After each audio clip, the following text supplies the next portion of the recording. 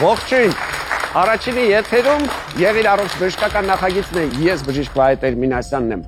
Հիշում ենք ամենակարևորը, մեր մարմինը մշտապես մեզ հետ զրուցում է, պատմում է խնդիրների մասին։ Ցավոք մենք դժվար ենք հասկանում մարմնի լեզուն, իսկ մեր հաղորդման նպատակն է ձեզ սովորեցնել լինել առողջ։ Եվ այսպես, գլխավոր թեման, որ այսօր քննարկելու ենք, լինելու են ուռուցքները։ Բարորակ, չարորակ, վտանգավոր, ոչ այնքան, պարզելու ենք միասին, հասկանալու ենք ինչ անել, ինչ չանել եւ իհարկե ում դիմել։ Սկսում ենք տեսանյութից, հետո հրավիրում ենք գլխավոր մասնագետին։ Ռեմբրանտի մի շարք կտավներ եւ Միքելանջելոյի որոշ քանդակներ ունեն ընդհանրություն ոչ միայն հանճարեղության առումով, այլև բժշկական ախտորոշման։ Ժամանակակից հետազոտողներն այս բնորդուհիների մոտ հայտնաբերել են կրծքագեղձի քաղցկեղ։ Միքելանջելոյի գիշեր քանդակում պատկերված կնոջ ձախ կրծքի դեֆորմացիան երկար ժամանակ համարվում էր ճարտարապետական թերացում, եւ միայն 20-րդ դարում մասնագետները եզրակացրին, որ քանդակագործը հատուկ է այդպես պատկերել կնոջը։ Բնորդուհու կրծքի շուրջ անառողջ մաշկը խոսում է քաղցկեղի մասին։ Արվեստի գործերն ուսումնասիրելն ու ըստ դրանց բժշկական ախտորոշում տալը սովորական հոբի չէ, այլ գիտական առանձին ուղղություն, որն անվանում են իկոնոդիագնոստիկա։ Եվ իկոնոդիագնոստիկայի վիճակագրության մեջ քաղցկեղը առաջատար դիրքերում է։ Առողջապահության համաշխարհային կազմակերպության 2022 թվականի տվյալներով քաղցկեղը մահացության գլխավոր պատճառներից մեկն է աշխարհում։ Միայն 2020 թվականին այն 10 միլիոն մարդու կյանք է խլել։ Առողջապահության ազգային ինստիտուտի 2023 թվականի տվյալներով Հայաստանում ամեն 54-րդ մարդ ունի քաղցկեղ, ընդ որում նրանց 55%-ը կին է, 45%-ը տղամարդ։ Կանանց դեպքում քաղցկեղի ամենատարածված տեսակը կրծքագեղձի քաղցկեղն է, տղամարդկանց դեպքում թոքի։ Կազմելով բոլոր մահերի 20.8%-ը 2023 թվականին քաղցկեղը Հայաստանում մահացության հիմնական պատճառներից երկրորդն էր։ Մեր երկրում բավականին բարձր են նաև առողջապահության համաշխարհային կազմակերպության հայտարարած ռիսկի գործոնները, որոնք կարող են քաղցկեղի առաջացման պատճառ դառնալ։ Դրանցից գլխավորներն են ծխախոտը, Հայաստանում ծխում է բնակչության 28%-ը, ալկոհոլը, տղամարդկանց 5%-ի, կանանց 1.8%-ի օնկոլոգիական հիվանդությունները պայմանավորված են ալկոհոլի օգտագործմամբ։ Ճարպակալում եւ ֆիզիկական պասիվություն, Հայաստանի չափահաս բնակչության 20%-ն ունի ճարպակալում։ Ոչ բարենպաստ էկոլոգիական վիճակ եւ մթնոլորտային օդի բարձր աղտոտվածություն,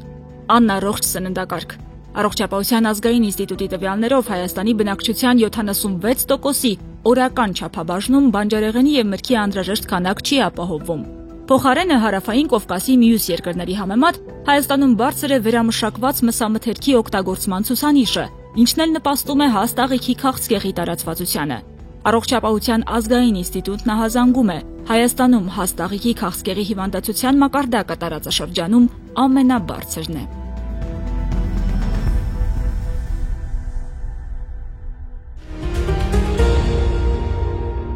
Եվ այսպես հարգելի հեռուստատողներ, ուզում եմ հրավիրել իմ այսօրվա առաջին հյուրին, առողջապահության նախարարի ուռուցքաբանության գծով խորհրդատու Հայկուի Գյոքչյանին։ Դիմավորենք։ Ողջույն բժշկուհի Գյոքչյան, ուրախ եմ ձեզ այստեղ տեսնել եւ մենք այսօր խոսում ենք ուռուցքների մասին։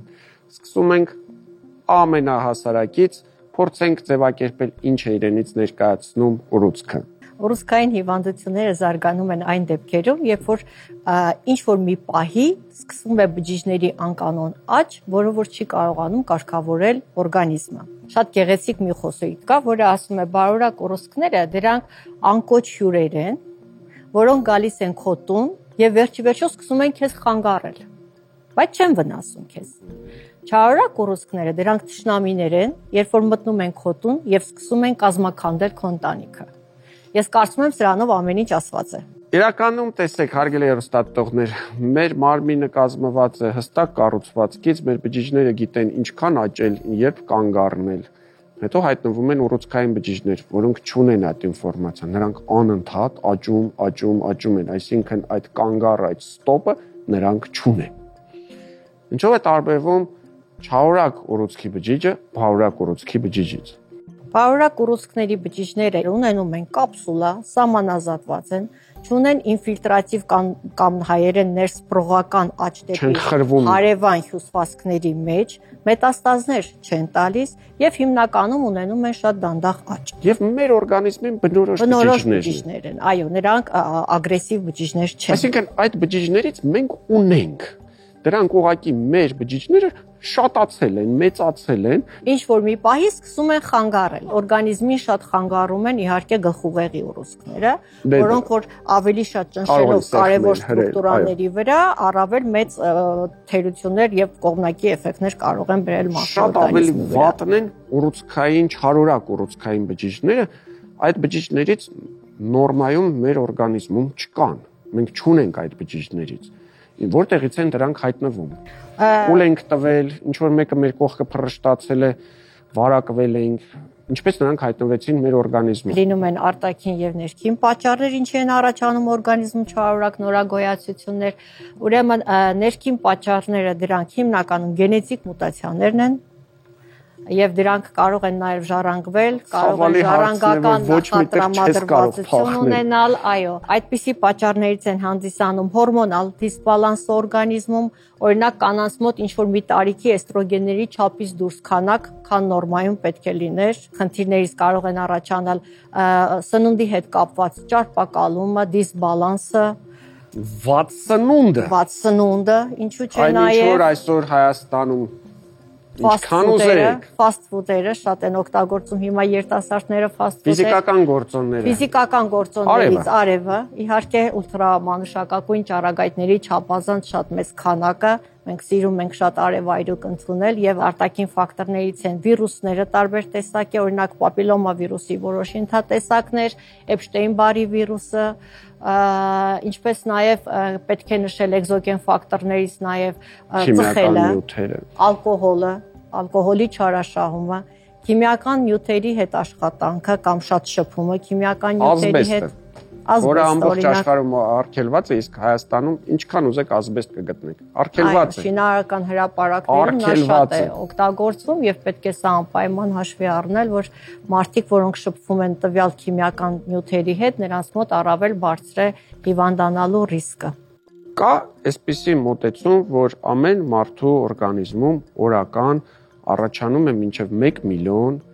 չարորակ ուռուցքային բջիջներ, բայց մեր օրգանիզմը ճանաչում է այդ բջիջները եւ մեր իմունային համակարգը ամեն օր նրանց այսպես միլիոնով ոչնչացնում է։ Այո, եւ հենց ժամանակակից իմունոթերապիայի հենց սկզբունքը դրանում է կայանում, երբ որ օրգանիզմը դադարում է ճանաչել այդ աննորմալ աճող բջիջներին, հանկարծ ինչ որ մի պահ, այդ հիմնականում այդ պահը համընկնում է կամ տարիներով ինչ որ քրոնիկ process ունեցող մարդկանց մոտ, որ երբ որ վերջի իմունիտետը հոգնում է պայքարել տվյալ քրոնիկ արդեն process-ի հետ, կամ դա կարող է լինել ինչ որ գենի մուտացիա, որի պատճառով իմունիտետը ուղղակի դադարում է ճանաչել, կամ տվյալ բջիջը կարողանում է ձեռք բերել այնպիսի մի մուտացիա նորից, որը որ խուսափում է իմունիտետի հարվածից եւ կարողանում է նորից բազմանալ եւ ժամանակակից իմունոթերապիայի սկզբունքները հենց դրանում է, որպեսզի քնած կամ կիսաքուն վիճակում գտնվող մեր իմունիտետին ստիպի, որպեսզի ճանաչի այդ չարորակ բջիջներին եւ օգնի օրգանիզմին հաղթահարելու տվյալ հիվանդությունը։ Երբեք այնպես չի, որ դու ձեզ մոտ ամեն ինչ լավ էր, դուք լրիվ առողջ էիք, քնեցիք արթնացաք, ձեզ մոտ արդեն 4-րդ փուլի քաղցկեղը, չկա այդպիսի բան։ Այսինքն միջինում նախաքաղցկեղից մինչև այն քաղցկեղը, որը բերում է արդեն ախտանշանների, այսինքն մարդը վատ է զգում, ցավ է զգում, արյունահոսություն է, ինչքան ժամանակ է անցնում։ Դա շատ երկար տարիներ է, շատ երկար տարիներ, եւ դրա համար մենք բժիշկներից միշտ կոչ ենք անում սկրինինգների գնալ, որովհետեւ սկրինինգների ժամանակ կարողանում ես հայտնաբերել նախաքաղցկեղային կամ քրոնիկ հիվանդությունները, եւ բնականաբար, երբ որ բժիշկը կարողանում է հայտնաբերել այդ նախաքաղցկեղային վիճակները եւ բուժել, այլևս չի զարգանում քաղցկեղ։ Իսկ քաղցկեղը հիմնականում արդեն սիմպտոմ նշան տալիս է այն դեպքում, երբ արդեն այսպես կոչված բանը բանից անցել է։ Տարիներ, դուք ունեք տարիներ, մեզանից յուրաքանչյուրը ունի տարիներ։ Հիմա եթե խոսենք, եթե փորձենք գնահատել, չկա որևէ մեկը, որ չի ունեցել իր շրջապատում չարորակ նորագոյացություններով հիվանդ։ Չկա որևէ մեկը, որը չի ունեցել կորուստներ այդ հիվանդության պատճառով, գարշելի հիվանդություն է, դաժան հիվանդություն է, բայց նաև շատ լռակյաց հիվանդություն է։ Այո։ Այսինքն մի մտածեք, որ եթե դուք չունեք ցավ, եթե դուք չունեք ախտանշան, ապա դուք չեք կարող ունենալ ուռուցք։ Ոչ, հակառակը, չարորակ ուռուցքների նենգությունը կայանում է հենց դրա մեջ։ Ոչ ցավ է տալիս, ոչ ախտանշան է տալիս, մեծանում է եւ այո ախտանշանները, նույն ցավը, նույն արունահոսությունը, նույն թուլությունը, նույն քաշի անկումը, եթե դա արդեն կա, դա արդեն խոսում է, որ Ձեր ասած բանը բանից անցած վիճակ է։ Քաղցկեղային կամ նորագոյացությունները, չարորակ նորագոյացություն, դա միայն քաղցկեղը չի, դա սարկոմաներն են եւ այլ հիվանդություններն են, նրանք համր մարդասպաններ են, այսինքն նրանք սիմպտոմատիկա առաջին փուլերում չեն տալիս։ Առաջին փուլում կարող է նկատել կինը օրինակ կրծքագեղձը, երբ որ կարող է շոշափել, որովհետեւ սա արտաքին օրգան է եւ հեշտ է շոշափել։ Բայց օրինակ կոլորեկտալ հաստաղիքի ուռուցքները կամ ստամոքսի ուռուցքը կամ թոքի ուռուցքը սա երբևէ առաջի փուլերում նախանշաններ չի տալիս։ Դրա համար պետք է ժամանակին դիմել բժշկի, գնալ, անցնել ժամանակին սկրինինգային ծրագրերը անցկացված հետազոտությունները։ Հիմա Հայկոյ Կարապետովն ասում է շփտում է, որովհետև Հայաստանում ներդրվում է 3 սկրինինգային հետազոտություն, մեկի հեղինակը ես եմ, մեկին Հայկոյ Կարապետովն է։ Այո, դրանց հետևանքով մենք կարողանալու ենք ստանալ որոշակի հիվանդությունների ընդհուպ վերացում։ Եթե մի մասինը վաղ կանխարգելում, վաղ փուլերում ենք հայտնաբերելու, մի մասը օրինակ արգանդի պարանոցի քաղցկեղը մենք կարող ենք հասնել նրան, որ Հայաստանում ընդհանրապես չլինի եւ Հայաստանում ոչ ոք դրանից չմահանա։ Այսօր Հայաստանում տարեկան 150 կին է մահանում մենակ այդ մի հիվանդությունից։ Եվ հիվանդացությունը տարեկան 265 է կազմում։ Մի հարց քննարկենք եւ ես կուզենամ, որ մեր հանդիսատեսը քվեարկի, արդյոք կարող է բարորակ ուռուցքը, այն որ նկարագրում էինք, անվնաս հանկարծ դառնալ չարորակ, կա այդպիսի բան թե ոչ։ Երբեմն պատահում է այդպիսի բաներ, երբ որ շատ երկար ժամանակ, երբ որ ուշադրություն չի դարձվում, անընդհատ process-ը կա, անընդհատ ճնշում է հարևան հյուսվածքների վրա, վերջի վերջո կարող է նրա մեջ գնալ մի մուտացիա, գենի մուտացիա եւ այդ բարորակ բջիջները վերածվեն չարորակի։ Եկեք մենք խոսենք երկու բառ մաշկի գոյացությունների մասին, այսպես կոչված խալերի մասին, փորձենք հասկանալ, արդյոք կարող ենք մենք նպաստել, որ խալը բարորակ, անվնաս գոյացությունը հանգարց դառնա չարորակ։ Կարող ենք թե ոչ։ Այո,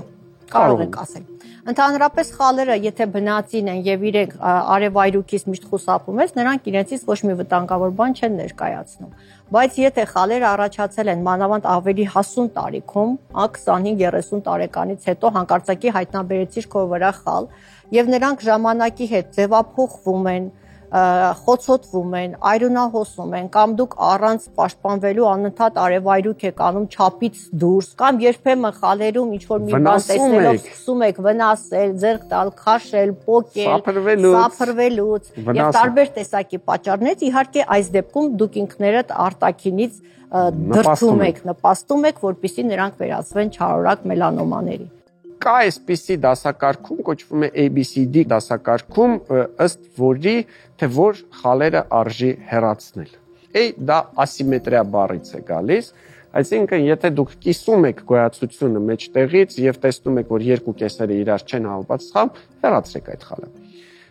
B դա border անգլերեն բառն է, սահման բառն է, այսինքն եթե դուք նայում եք, որ եզրերը հարթ են, դա անվտանգ է, եթե եզրերը անհարթ կտրտված են, հեռացրեք այդ գոյացությունը։ Color. C դա color-ն, այսինքն գույնն է։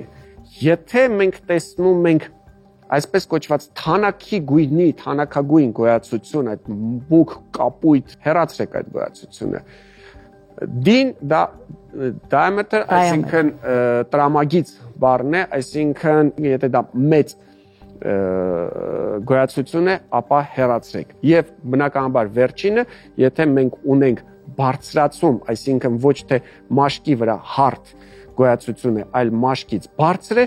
ապա այդ գոյացությունը նույնպես պետք է հեռացնել։ Սրանցից մեկը թեկուզ եթե եղավ, պետք է հեռացնել։ Չի կարելի, ինչ չի կարելի վառել, չի կարելի կապել, չի կարելի կեսը պոկել, կեսը թողնել։ Շատ հաճախ կոսմետոլոգիական կենտրոնների են դիմում, թող ոչ մեկ չնեղանա մեզանից, բայց մենք ունենք այդ փաստերը, որ դիմում են տարբեր կոսմետոլոգիական կեսը հեռացնում են կամ այրում են կամ չգիտեմ ինչ են անում, արդեն հիվանդը հասնում է մեզ 4-րդ փուլի մելանոմայով։ Եվ վերջինը, երբ ասում են, վայ, խալերին ձեռք չտաք, ձեռք կտաք հանկարծ չարորական է։ Հիմա հակառակը կան։ Եթե ես այդ խալը ամբողջությամբ հեռացրեցի, ամբողջությամբ, ոչ թե վնասեցի, ոչ թե կեսը պոկեցի, կեսը թողեցի, այլ ամբողջությամբ հեռացրեցի, ինչը պետք է չարորականանա։ Եվ այսպես մեր հեռուստատիտողների 65%-ը մտածում է, որ կարող է բարորակ գոյացությունները վերածվել չարորակի, ձեզ հետ համաձայն եմ։ Եվ վերջում նաև եկեք հիշենք, որ շատ-շատերը վախենում են բուժումներից, վախենում են վիրահատություններից, վախենում են ճառագայթային թերապիաներից եւ ամենաշատ վախենում են նրանից, ինչով զբաղվում եք դուք, քիմիոթերապիայից, իմունոթերապիայից։ Եթե համեմատենք 20 տարի առաջվա կամ 10 տարի առաջվա քիմիոթերապիան եւ այն քիմիոթերապիան, որ անց է կացվում այսօր հիմա, ոնց կփորձեիք բնութագրել։ Միանշանակ տարբերությունը հսկայական է։ Սկսենք վիրահատություններից, եթե առաջ վիրահատությունները անում էին բաց եղանակով, այսօր մեծամասամբ ուռուցքային վիրահատությունները կատարվում են լապարասկոպիկ եղանակով, այսինքն քիչ տրավմատիզացիայով, մեծ էֆեկտով։ Եթե վերցնենք ճառագայթային թերապիային, այսօր մենք այնպիսի հրաշալի սարքավորումներ ունենք, որ կարողանում ենք ընդհանրապես կետային, այո, միջոցով այրել տվյալ ուռուցքային գոյացությունը, ասենք դա կոչվում է ռադիովիրաբուժություն, որը մենք 10 տարի առաջ կերազեինք Հայաստանում ունենալու մասին։ Եթե հիմա գանք արդեն դեղորայքային թերապիային, դեղորայքային թերապիան, այո, 10-15 տարի առաջ մենք խոսում էինք միայն քիմիաթերապիայի մասին, որը բավական տոքսիկ իրենից ներկայացնում էր բուժում։ Այսօր իհարկե դա ավելի շատ գալիս է փոխարինելու իմունոթերապիան, թիրախային թերապիան, այսինքն այսօր մենք ավելի շատ բուժում ենք գենետիկ մուտացիաների հիման վրա, իսկ եթե կա գենետիկ մուտացիա, այսինքն կա կողպեկը եւ մենք ունենք դեղ բանալին, ապա այս դեպքում քիմիոթերապիա ուղղակի չի օգտագործվում։ Օգտագործվում է կողպեկ բանալի մեխանիզմով թիրախային բուժումը, որը շատ ավելի քիչ տոքսիկ է, շատ ավելի քիչ կողմնակի երևույթներ ունի եւ շատ ավելի լավ ապրելիության ցուցանիշներ է տալիս։ Մի կողմից ուրախանում ենք, որ այն հիվանդները, որոնք տարիներ առաջ հաստատ չէին ապրի, ողջ չէին մնա, այսօր նրանք առողջանում են, այսօր նրանք լիովին ապաքինվում են եւ մեր կողքին են, ապրում են, դա շատ ուրախալի է, բայց ինչ որտեղ նաեւ երբեմն տխրում ես եւ հիշում ես այն բուժառուներին, որոնց չես կարողացել օգտագործել։ Շատ հաճախ ասում ես, այս դեղը լիներ 10 տարի առաջ, 5 տարի առաջ, այս կամ այն բուժառուից, այս կամ այն պացիենտից հաստատ այն ժամանակ կկարողանայի փրկել։ Այդպեսին է կյանքը, այդպեսին է առողջությունը, առողջապահությունը եւ բժշկությունը զարգանում է։ Փորձենք լինել տեղեկացված, փորձենք լինել առողջ։ Հիշեցնեմ իմ հյուրը այսօր առողջապահության նախարարի ուռուցքաբանության գծով խորհրդատու Հայկուի Գյոքչյանն էր, որի հետ մենք խոսում էինք բարորակ ու չարորակ նորագույացությունների մասին։ Մնացեք մեզ հետ։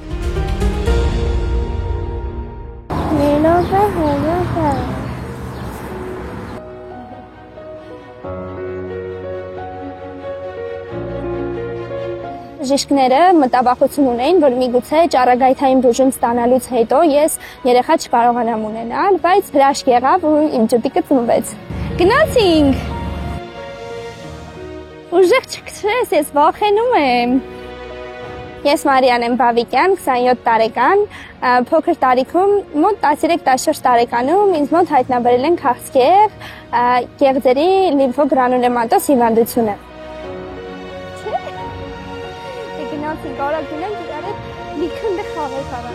Վզիս հատվածում գոյացություն էր առաջացել, որը բավականին արդեն երևում էր։ Սկզբից փոքր էր, հետո սկսեց մեծանալ ու ինքը բավականին կոպիտ էր արդեն ու սկսեցինք անհանգստանալ։ Ես փոքր էի, տենց շատ չէի հասկանում, ծնողներս սկսեցին ինձ տարբեր հիվանդանոցներով տանել, որ հասկանան ինչու՞մն է խնդիրը։ Վերջում արդեն երբ որ իմ բժիշկը տեսավ ինձ, միանգամից մտանք իր մոտ ու հարցրեց ինչի եք այսքան ուշացրել։ Ընդ է պետքա գրակեմ, նայ, ուշադիր։ Վիրահատությունից հետո, երբ որ հաստատվեց հիվանդությունը, արդեն նշանակվեց քիմիոթերապիայի կուրս։ Առաջին անգամ հիվանդանոցում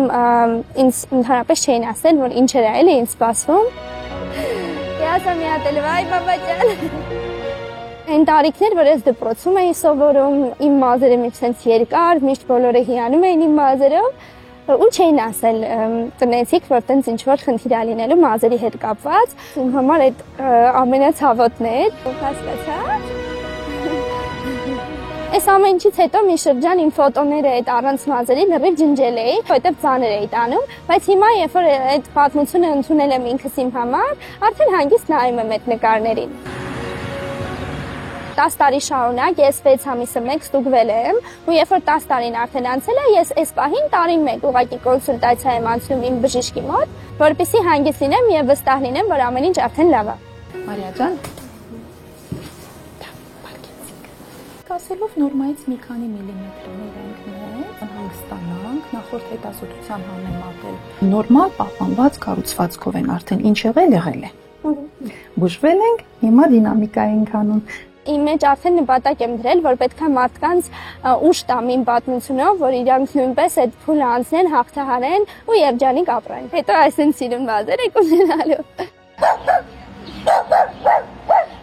Մարդիկ, ովքեր հիմա այդ փուլում են, ես խորհուրդ կտամ, որ հասկանան, որ վերջ ուրիշ տարբերակ չկա, այդ ամեն ինչը իրանց հետ է կատարվում, ընդունեն այդ փաստը ու ուժեղ լինեն, որ գնան մինչև վերջ, որովհետև կյանքը շատ սիրուն է ու ապրելու համար հաստատ պետք է այդ բոլոր դժվարությունների մեջով անցնել։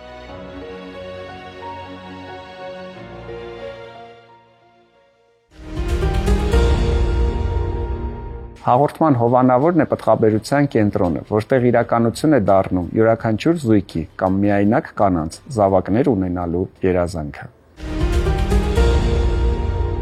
Դե շարունակում ենք հաղորդումը, խոսում ենք երեխաների առողջության մասին, բնականաբար եթերում ծնողների դպրոցն է եւ մենք հրավիրում ենք հենց այստեղ, հենց հիմա մեր մանկաբույժին Գայանե Հովհաննիսյանին։ Ողջույն մեզ։ Երեխաները մեզ շատ մեծ հաճույք են պատճառում իրենց ներկայությամբ, իրենց արդեն իսկ այս աշխարհում լինելով, բայց նաև երբեմն նրանք մեզ կարողանում են վախեցնել։ Վախեցնում են նաև այնպիսի հիվանդության արկայության դեպքում, որը կոչվում է ցելիակա։ Ինչ է իրենց ներկայացնում, ինչպես է առաջանում, ինչու է առաջանում եւ ինչպես է դրսևորվում։ Երեխաների շրջանում հաճախ հանդիպող հիվանդություններից է ցելիակիան, որը իրենից ներկայացնում է աուտոիմուն քրոնիկ բորբոքային հիվանդություն, հացահատիկների սպիտակուցի գլյուտենի նկատմամբ։ Հայտնի է նաև գլյուտենային էնտերոպաթիա անունով, ինչու՞ն է կայանում խնդիրը։ Հացահատիկում պարունակվող սպիտակուցը երեխաների եւ ոչ միայն երեխաների մոտ, նաեւ մեծահասակների կարող է առաջացնել աղիների, բարակ աղիների, միկրոթավիկների աուտոիմուն բորբոքում, որը եթե երկարատև է եւ ժամանակին չի հայտնաբերվում, բերում է բավական լուրջ խնդիրների, ինչպես նաեւ նյութերի, կարևոր նյութերի ներծծման խանգարումների։ Ինչ խնդիր կարող է առաջանալ, այսինքն ինչ կարող է տեսնել մայրիկը երեխայի մոտ, ինչպես է դրսևորվում։ Դրսևորվում է ցավերով, դրսևորվում է փորկապությամբ, դրսևորվում է փորլուծությամբ։ Երեխաների մոտ հիմնական դրսևորումներից մեկը կարող է լինել մինչև 1 տարեկան հասակում կրկնվող երկարատև փորլուծությունը, որը չի ենթարկվում ոչ մի տեսակի բուժման, ինչպես նաև կարող են մյուս կլինիկական նշաններից փորլուծությունը բացակայել, բայց երեխայի մոտ լինի կրկնվող փորացավեր, աճի զարգացման խանգարումներ եւ մայրիկը կարող է նկատել, որ օրինակ բակիչներից իր երեխան հետ է մնում իր հասակակից երեխաներից։ Ինչպես նաև մանկաբույժը դա կարող է նկատել, որ քրոնիկ այդ ներծծման խանգարումների հետևանքով երեխայի մոտ նկատվել է աճի դանդաղում կամ դադարեցում։ Թույլ, նիհար, քաշ հասակ պերսենտիլային ցուցանիշներով հետմնող,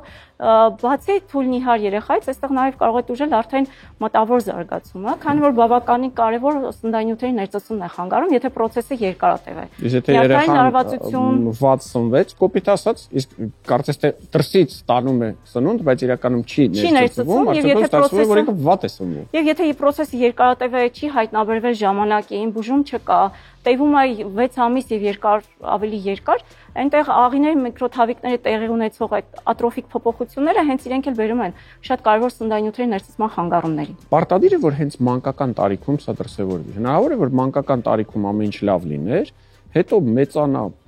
երեխան մեծացավ եւ չգիտեմ 10 տարեկանում, գուցե արդեն 20 կամ 30 տարեկանում նոր ի հայտ գա այս հիվանդությունը։ Այո, գրականությունում նշվում է դեպքեր, երբ որ մանկական տարիքում թվում է թե ոչինչ չի եղել, այո, անամնեստիկ ոչինչ չկա եւ մեծահասակ տարիքում, ինչպես դուք նշեցիք, 20 տարեկանում, 30-40 տարեկանում կարող են ի հայտ գալ առաջի կլինիկական դրսևորումներ եւ դրսևորվեն հենց փորլուծյան տեսքով, փորակապությունների տեսքով։ Ինչ է ստացվում։ Հաց չի կարող ուտել։ Խմորեղեն չի կարող ուտել, տարեկանի ունենք, անգամ այստեղ ունենք եգիպտացորեն, նույնպես։ Այն ամենը, ինչ պարունակում է գլյուտեն սպիտակուց, ինքը պետք է սահմանափակվի հանվի դիետայից ամբողջությամբ։ Ինչ ենք առաջարկում այս մարդկանց, այս երեխաներին։ Բավականին քիչ թվով սննդամթերք է մտնանում, այո, բարդ է։ Հայաստանում բարդ։ Գլյուտենի նկատմամբ չկա մշակված սննդային ոչ մի խորհուրդներ եւ սննդամթերքը, որը առկա է Հայաստանում, նշված չի իրենք պարունակում են գլյուտեն թե ոչ։ Այսինքն հատուկ է դիետիկ շարքը, որ ամբողջ աշխարհում կա։ Ես հիմա սկսել եմ տեսնել որոշակի սուպերմարկետներում այդ գլյուտեն ազատ, գլյուտեն ֆրի ասած շատ հասանելի չի։ Շատ քիչ բան։ Այո։ Դե ինչ հույս ունենանք, որ ժամանակի ընթացքում ինչպես ամբողջ աշխարհում, այո, այնպես էլ Հայաստանում գլյուտենից ազատ սննդատեսակների քանակը կավելանա եւ այդ մարդիկ խնդիր չեն ունենա։ Եվ այո, այս բանի ինչո բուժման տարբերակ չկա։ Բուժման տարբերակ կան, իմունոսուպրեսիա են անում, այսինքն իմունիտետը վերջնական դեռ չէ, կան դեղորայք, որոնք դեռ փորձարկման շրջանում են, դիետաներն են, որոնք մենք նշեցինք, այո, եւ եթե շատ ագրեսիվ ընթացք է, իմունաճնշող որոշակի ծանր պրեպարատներ կարող են օգտագործվել, հիվանդի կյանքի որակը որոշակի չափով թեթևացնելու համար։ Բայց դա էլ հետևից է բերում վտանգներ, այսինքն դուք իմունիտետը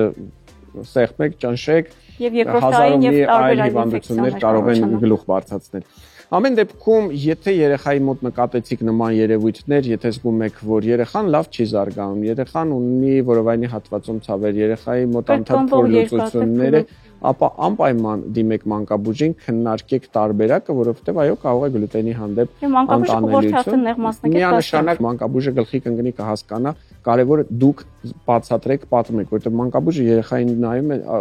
կարող է 15 լավագույն դեպքում 30 րոպեների ընթացքում, իսկ եթե դուք չպատմեք, շատ հավանական է, որ գլխի չընկնի, որ նման խնդիր ունի ձեր երեխան։ Շնորհակալություն, հիշեցնեմ իմ հյուրը այսօր մանկաբույժ Գայանե Հովհաննիսյանն էր,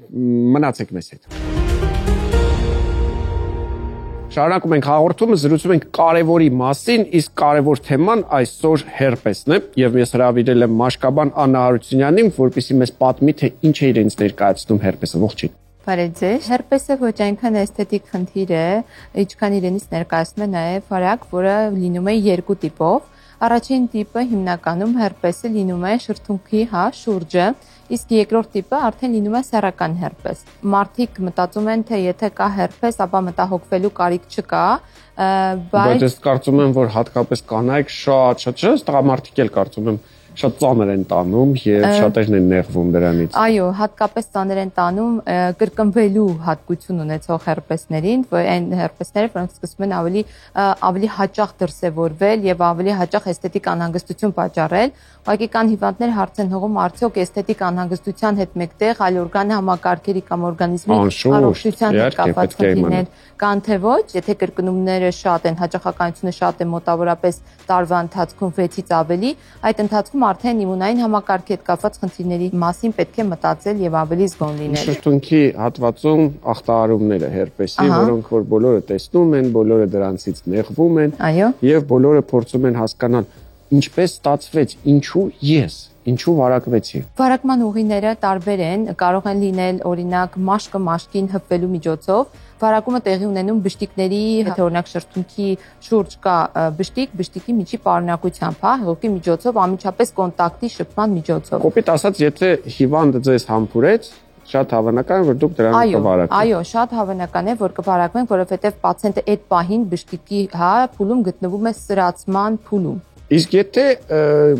գիտեք, որ ունի ժամանակ առ ժամանակ իր մոտ դրսևորումները կան, բայց այդ պահին ոչ մի բան չկա, բշտիկներ չկան, նա վարակիչ չէ համարվում արդյոք։ Տեսեք, ամեն դեպքում պետք է այդ պացիենտից գոնությունը պահպանվի, ինչու, որովհետև տեսեք, կարող է բշտիկ չլինի, բայց ծակծկոց լինի, այրոցի զգացողությունը պացիենտը ունենա, ուղղակի դա որպես արտաքին երևույթ մենք չնկատենք, բայց այդ դեպքում եւս պացիենտը վարակիչ է։ Իսկ եթե գիտենք, որ ընդհանրապես պացիենտը այո ունի հերպես, վարակ պետք է ամեն դեպքում զգուշությունը պահպանել։ Այսինքն իրականում համբուրվելը առավել եւս տարբեր մարդկանց հետ այդ սովորութային ոչ մի լավ բան չի անում եւ վերջը դուք հերպեսով վարակվելու շատ մեծ ռիսկի խմբում եք հայտնվում։ Այո։ Արդյոք եթե ունենք հերպեսի հարուցիչը անպայման պետք է ունենանք նաև արտահայտություն այդ բշտիկների ձևով։ Բացարձակ ամբողջ աշխարհի բնակչության, մոտավորապես 20-30% ունի հերպես եւ ոչ մի անգամ իրենց կյանքի ընթացքում նույնիսկ դրսևորումը չի լինում հերպեսի։ Չի էլ կասկածում։ Չի էլ կասկածում, որովհետեւ բայց ինքը կարող է ուրիշին վարակել։ Այո, կարող է վարակել, ինքը համարվում է որպես փոխանցող, հերպեսի, որովհետեւ ինքը արդեն իսկ ունի դա։ Փոխանցեցինք, առաջացավ, նեղվեցինք։ Այո։ ուզում ենք ազատվել։ Գնում ենք բժշկի, բժիշկը ասում է՝ գիտեք, դա վիրուս է։ Վիրուսների դեմ պայքարի առանձնապես միջոցներ այսօր չունենք, որովհետև դրանք ներբջջային կառույցներ են եւ մենք չենք կարող դες օրինակի համար հակաբիոտիկներ տալ եւ անցնի։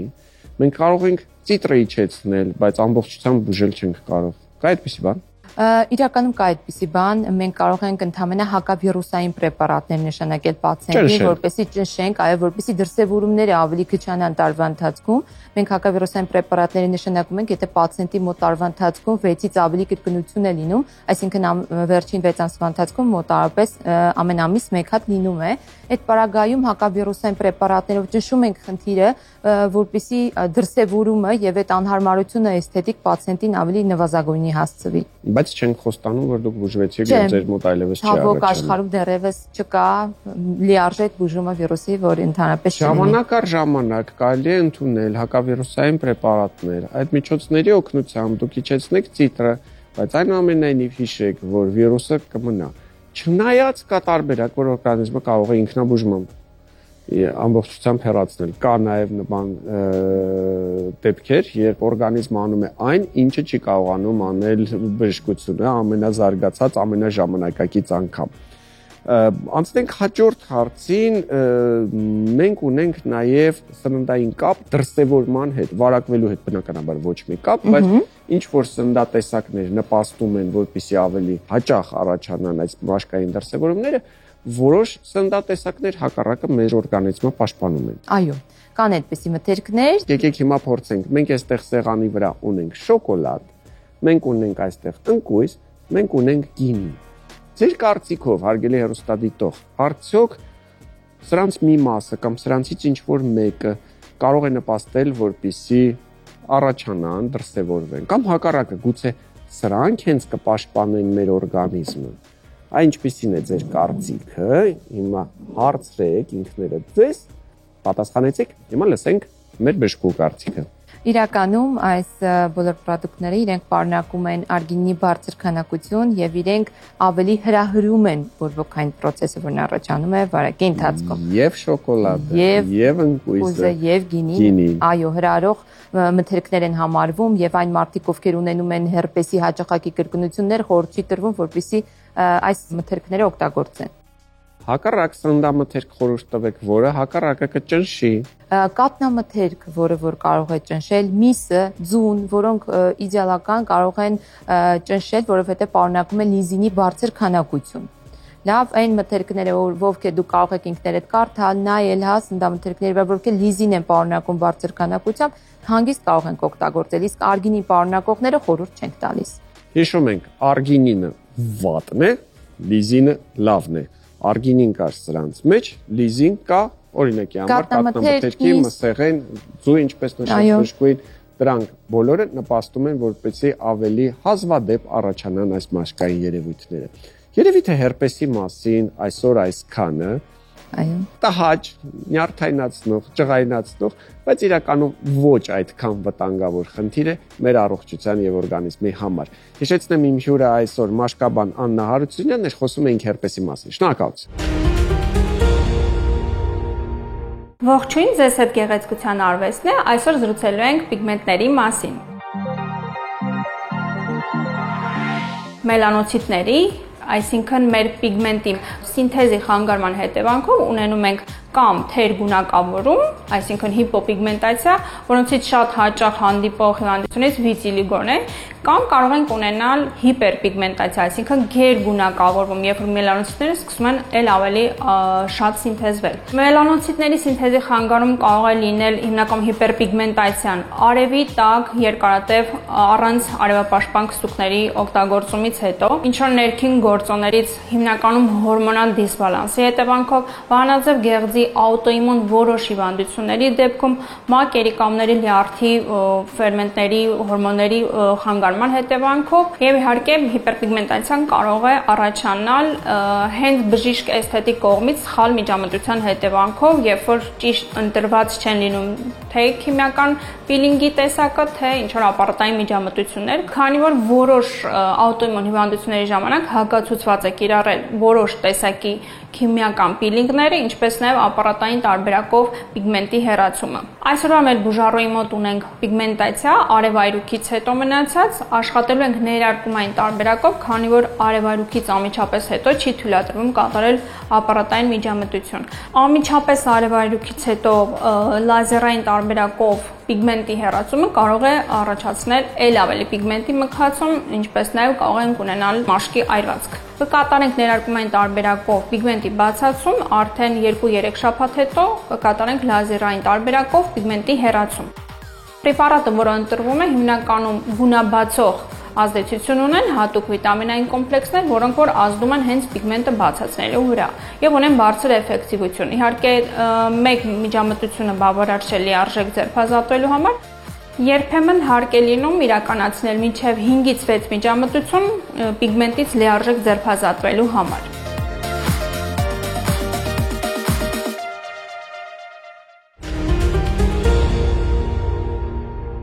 Դե ինչ հարգելի հեռուստադիտողներ, այսօրվա համար պատրաստել էինք այսքանը։ Ուզում եմ հիշեցնել, որ մեր հաղորդման հովանավորը պտղաբերության կենտրոնն է, որտեղ իրականություն են դառնում ցանկացած զույգի, ինչպես նաև միայնակ կանանց զավակ ունենալու երազանքները։ Ուզում եմ նաև հիշեցնել, որ մեր ամբողջ թիմը աշխատում է ձեզ համար, որ ձեզանից յուրաքանչյուրը լինի առողջ ու պահպանի այդ առողջությունը։ Եղիր առողջ, կհանդիպենք։